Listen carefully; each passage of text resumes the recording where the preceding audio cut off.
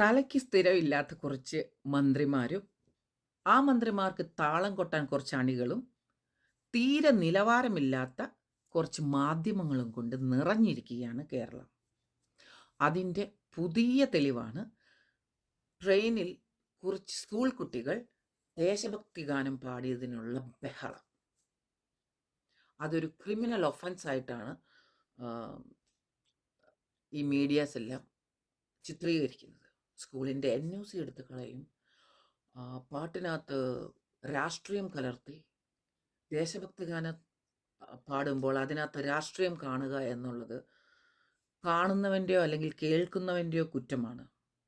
മഞ്ഞപ്പിത്തമുള്ള ഉള്ളവരുടെ കണ്ണിൽ കൂടെ നോക്കിയാൽ എല്ലാം മഞ്ഞയായിട്ട് കാണുമെന്ന് പറഞ്ഞതുപോലെയാണ് എന്തേലും ഒരു ന്യൂസ് തപ്പിക്കൊണ്ട് നടന്ന മാധ്യമങ്ങൾക്കും എന്തേലും ഒരു സില്ലി റീസൺ എടുത്ത് നാട്ടുകാരുടെ മുമ്പിൽ വന്ന് ഷോ കാണിക്കണമെന്ന് താല്പര്യമുള്ള കുറച്ച് മന്ത്രിമാർക്കും ഇതുപോലെ ചില്ലറ ന്യൂസ് കിട്ടും.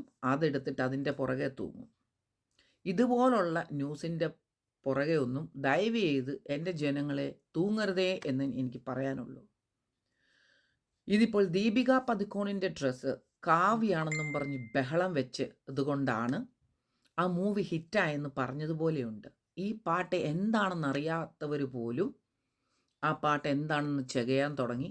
ഇങ്ങനെ ഒരു പാട്ടുണ്ടെന്നറിയാൻ തുടങ്ങി.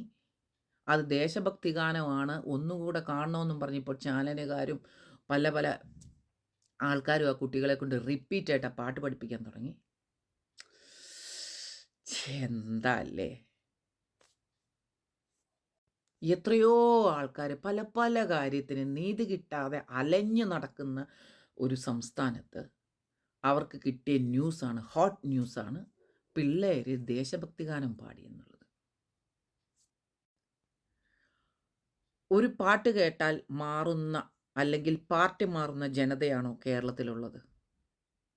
അല്ല എന്നുണ്ടെങ്കിൽ എന്തുകൊണ്ടാണ് കേരളത്തിലെ മന്ത്രിമാർ ഒരു പാട്ടിനെ ഇത്രയധികം പേടിക്കുന്നത്? അത്രയ്ക്കേ ഉള്ളോ നിങ്ങളുടെയൊക്കെ പാർട്ടിയുടെ ബലം?